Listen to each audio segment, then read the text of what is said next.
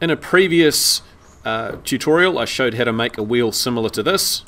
Essentially this is made from a circle which I chopped up, and I've got a couple of modifiers on here.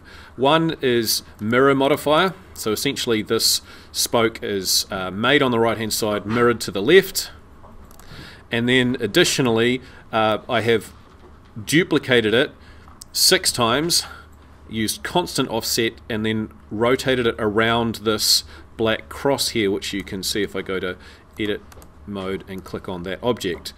So that is has been run through in a separate video. What I'm planning to show in this video is how would you make spokes that have some different curve shapes going on in them. So I'm going to start from new, file new, general, and then don't save because I didn't really make any serious changes to that. I'm going to delete the default cube.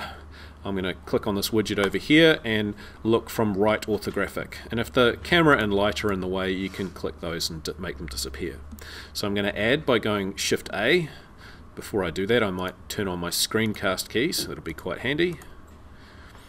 So you'll see down here in the left corner what I'm actually pushing. Shift A to add, mesh, circle, and I'll make some adjustments to this. So I'm going to go up to 36 because that divides nicely.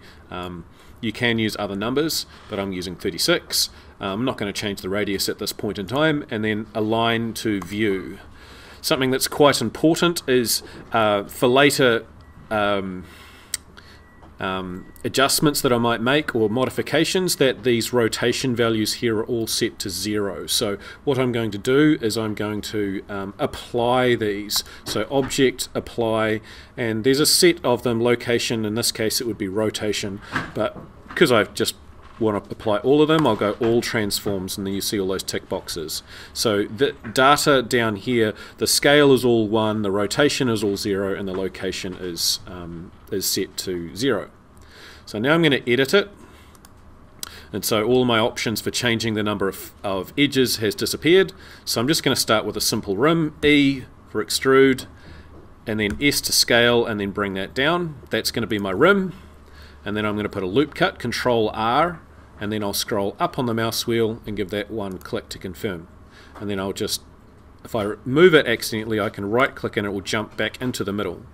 So I'm going to pull that forward to give it some roundness, G for grab, and then X to constrain in the X axis and just pull that forward. So it's got a round lip on that edge. The next thing I'm going to do is I'm going to deselect everything by double tapping A. Going to go to edge mode. I push 2. If you want to, you can click the button, but I usually use the buttons because on my keyboard because it's faster. I'm going to option click, but you'll see it's alt here, so this plugin was written by someone who's a PC user. I'm going to duplicate that inside part, and I'm going to go Shift D, and you'll see it's all separated. To keep it in the same place, I'll right click, and now I can go S for scale and bring that down. So this is going to form my center hub of the wheel. And if I want to, I can go E for extrude, S for scale, and then I've got essentially a center section of my wheel. The next part that I'm going to do is I'm going to draw some spokes that go through here. So rather than going straight line, say from going from there to there and hitting F, I'm going to draw them. So what I'm going to do, much like in the tutorial that I made that was using a lot of extruding to make a low poly animal, I'm just going to hit E for extrude, and out comes this section. And then I can click to confirm, and what I can do is I could rotate that if I want to change the angle. My advice would be try to keep that ending fairly square, so don't do it like that if you can help it. Try to keep it square. And let's say this just essentially moves its way around to that part. I'd probably start with maybe 2 sections to make it a little bit wider. So E for extrude, bring it out, E to extrude, bring it out, rotate, and then I might even scale it, thinking about how is it going to join out here, and then I might take one part at a time, highlight each one, F to fill, and click that one, that one, that one, and F to fill. And so I've got essentially got a bit of a curved spoke, but I don't really think that that's that well curved. It's quite clunky, so I'm going to undo all of that. And then if I was to highlight 1, 2, 3, 4, and I just hit F, that's got a problem. What's the main problem that you can see through the middle there? It's become 1. So I could fix that with a knife cut tool, but you're better off just doing it one at a time, I think. And then just hit F to fill, and then take that 2, 3, and F to fill. What I'm going to do though to turn this into a curve is I'm going to start slicing it. I'm going to go Control R, scroll up on my mouse wheel, and I'm going to put in a bunch of cuts. I'm going to left click to confirm, and then right click will just drop it in place. I want to move these parts, but I don't want to move the outside parts, so I want to hide those. So if I go into Face Select, I could either click the button or push 3. I'm going to double tap A to make sure everything's deselected. Hold down Option or Alt depending on what device you're using. And if I click on this edge, it'll loop select 1, 2, 3, but I have to hold down Shift to keep those selected. If I want to hide those, I push the letter H. I can unhide them by going Alt or Option H and they'll come back. But the good thing is if I hide them, I can't accidentally bend them. Alright? So the next thing I'm going to do is I'm going to highlight these two faces. And I'm going to grab them, but I'm going to use proportional editing. I want them to move and I want them to pivot around the center point here. Now, depends on whether you've deleted some sections or not. And whether or not your 3D cursor and origin is in the center here. So what I'm going to do is I'm going to go G for grab, but before that I'll turn proportional editing on. Excuse me, push escape. O, G for grab, and there's this big circle here, and so when I grab and move, you'll see it moves a lot of the area around it. The fall off, the shape can be changed. So some of my options up here at the moment, it's got smooth. You can look at sphere, root, inverse, square, for example.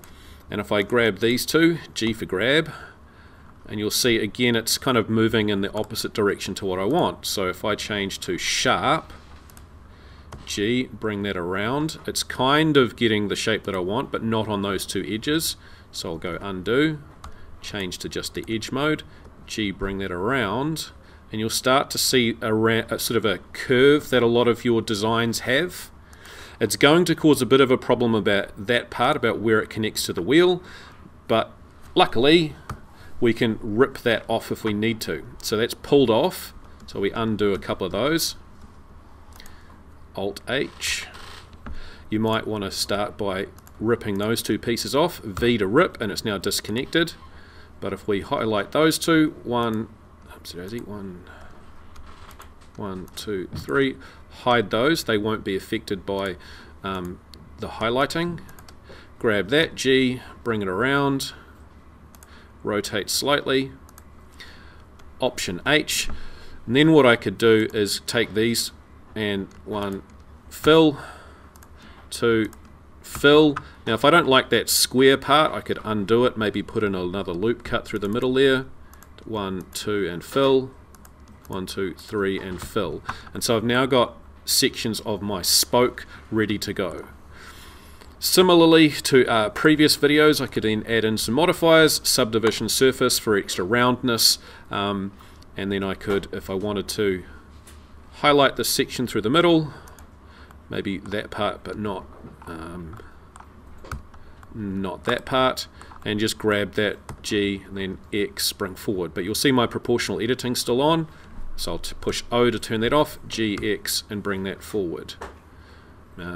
Probably don't want to do it onto that center part, so C, circle, deselect that part, G, X, bring that forward.